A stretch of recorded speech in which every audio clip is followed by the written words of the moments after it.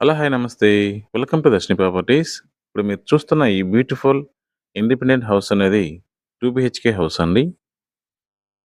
Facing చూసుకున్నట్లయితే west facing వస్తుంది. ఈ హౌస్ యొక్క లొకేషన్ చూసుకున్నట్లయితే మానసరోవర్ హోటల్‌కి అతి సమీపంలోనే వస్తుందండి ఈ హౌసు. ఈ హౌస్‌లో పీఓపీ వర్కు, వుడ్ వర్క్ అనేది చాలా బాగా డిజైన్ చేశారు.